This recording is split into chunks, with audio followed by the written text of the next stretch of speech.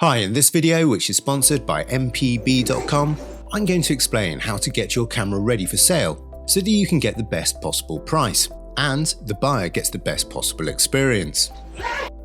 Firstly, if it's been a while since you used your camera, it's worth running through a few checks and firing off some test shots to make sure that everything is still functioning correctly, so you'll need to charge the battery.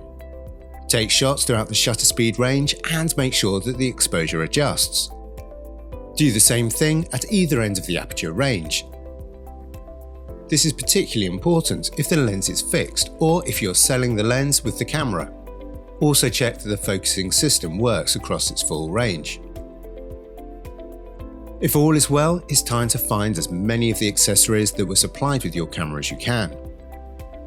You can usually find a list of all the accessories in the camera's manual. Alternatively, if you still have the camera's original packaging, there's often a list of accessories printed somewhere. If you don't have either of those, you may be able to find a list of the included accessories on the manufacturer's website or a retailer's website. Generally, the list includes things like body cap, battery charger, power cable, connection cables, camera strap, viewfinder eye cup, a manual, and sometimes a cable connection protector. If the original battery has long since died and can't be recharged anymore, include the battery that you use with the camera, but make sure it's clear in your description if this is a third-party item. You can sell any additional batteries separately to make a bit more money if they're in good order. Next, give your camera a good clean. A clean, soft paintbrush will do most of the work. If your camera needs a more intensive clean, then a damp cloth will usually do the job, but make sure you've squeezed out as much water as possible so the cloth is nearly dry and don't take it anywhere near any of the ports or contacts.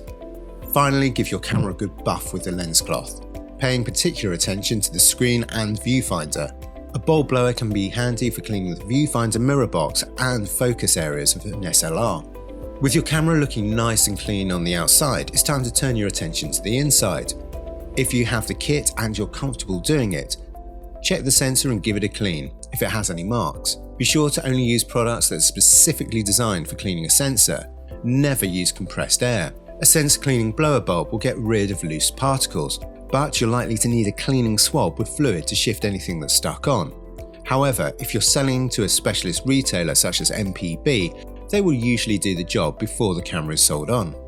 Next, find the reset option in the camera's menu and set it back to the default settings so that any of your customization options are removed. This means that the camera will perform as the next owner expects.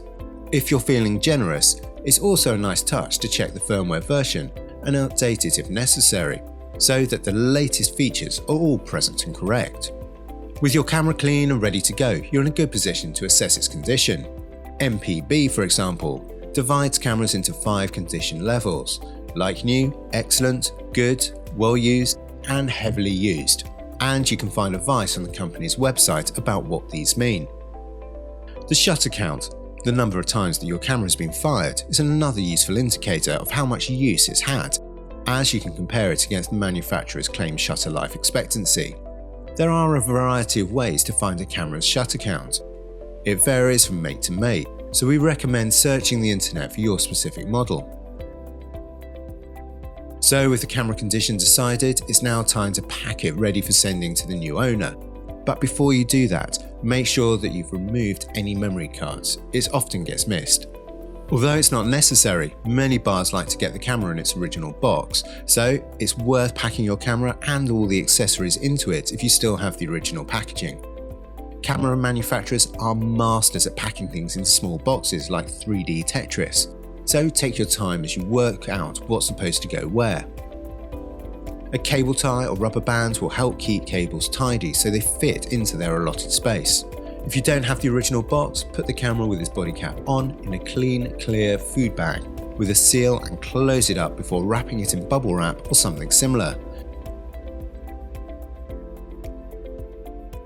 Put the accessories in another bag and seal it before wrapping them in more bubble wrap.